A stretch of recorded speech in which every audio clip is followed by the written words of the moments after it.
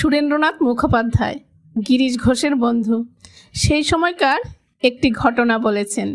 একদিন স্টার থিয়েটারে বসে অভিনয় দেখছি। অভিনয় শেষ হলো। আমি, গিরিশ ঘোষ ও কৃষ্ণধন দত্ত তিনজনে মদ খেয়েছি। খেয়ে খেয়াল উঠল যে দক্ষিণেশ্বরে পরমহংস মশাইকে দেখতে যাব। একটা গাড়ি ভাড়া করা গেল। রাত্রি 1:30-2টোর সময় তিনজনে বেরুলুম এবং যথাসময়ে কালীবাড়ির ফটকের কাছে এলুম। ফটক বন্ধ, অর্ধেক রাত্রিরও বেশি হয়ে গেছে। দারোয়ানকে 1 টাকা বকশিস দেওয়াতে সে ফটকটা খুলে দিলে। আমরা তো তিনজনে ঢুকে পরমহংস মশাইয়ের ঘরের দরজায় চাপড় আর কিল মারতে শুরু করে দিলুম, আর মাঝে মাঝে দানায় চিৎকার করতে লাগলুম। পরমহংস মশাই জেগেছিলেন, তাড়াতাড়ি দরটা খুলে দিলেন। আমরা তিনজনে ঢুকে পরমহংস মশাইকে মাঝে করে দানাই নাচ শুরু করে দিলুম।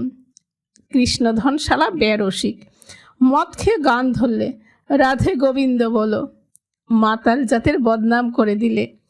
এরকম নৃত্য কীর্তন করে ভোরবেলাতে চলে এলুম। কৃষ্ণধন বললে, দেখ, দক্ষিণেশ্বরের ওই লোকটা, ওর মতো প্রাণের ইয়ার আর দেখিনি। ও খুব উঁচু দরের ইয়ার। জয় ঠাকুর।